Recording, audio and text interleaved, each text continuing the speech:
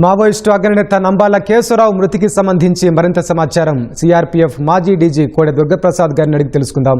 దుర్గాప్రసాద్ గారు, మావోయిస్టు ఉద్యమంలో నంబాల కేశవరావు పాత్ర ఎలా ఉండేది?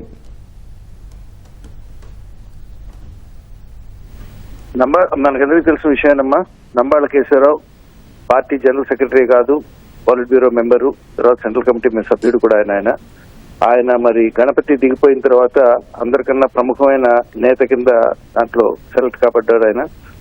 అండ్ ఆయన ఉన్నంతకాలం కూడా it's like a backbone to the party. So along with 1 or 2 others, ఒకళ్ళిద్దరితో కలిసి ఆయన is really the strong person for the party. ఆయన పోవటం అనేది మాత్రం వాళ్ళకి పెద్ద తీవ్రమైన దెబ్బే.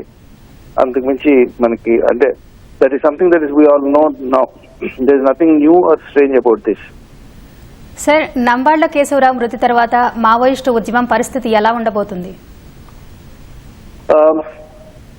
నేను చెప్పినట్టుగా ఆయన మరి వాళ్ళ కీలక వ్యక్తుల్లో ఒకడు ఆయన పోవడంతో అది పార్టీకి పెద్ద దెబ్బే ఒకటి.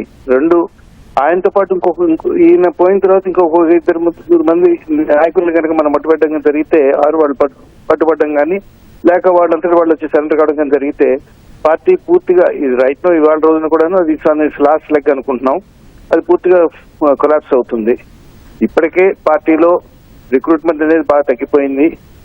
యువతని వాళ్ళు ఏ విధంగా కూడా ఆకర్షించలేకపోతున్నారు. వాళ్ళ భావజాలంతో కానీ వారు సమాజానికి చేసిన న్యాయం అని మేము ఇది న్యాయం చేయగలిగామని చెప్పి చూపించడంలో కానీ పూర్తిగా విఫలవడం వల్ల యువతని ఏమాత్రం ఆకర్షించలేకపోతున్నారు. పర్టికులర్లీ చదువుకున్న యువత, భావజాలను అర్థం చేసుకున్న యువత అనే వాళ్ళ దగ్గర చేరడం తగ్గిపోయింది.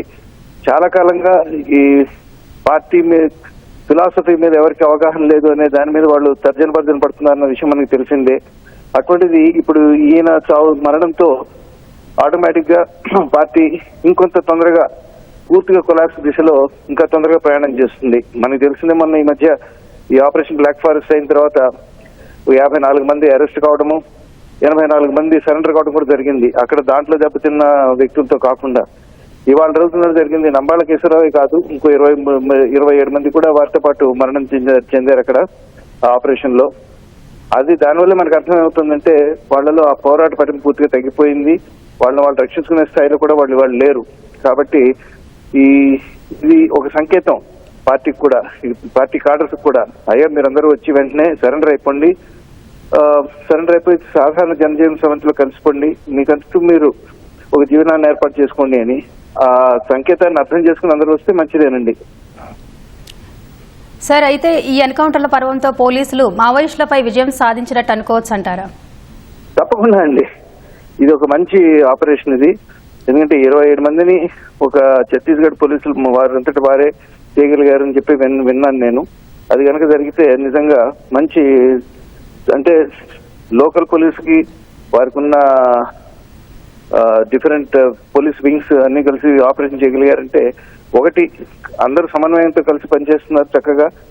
రెండోది వాళ్ళంతటి వాళ్ళు సామర్థ్యాలు ఎంత పెరిగాయంటే, ఎంత పెద్ద వాళ్ళ కోట అనుకునే ఏరియాలో కూడా వాళ్ళని ఎంత పెద్ద దెబ్బ కొట్టగలిగారు అని అంటే శక్తి సామర్థ్యాలు పోలీసులు బాగా పెరిగాయని, అవతల వాళ్ళు బాగా క్షీణించాయని కూడా మనకు అర్థమవుతుంది.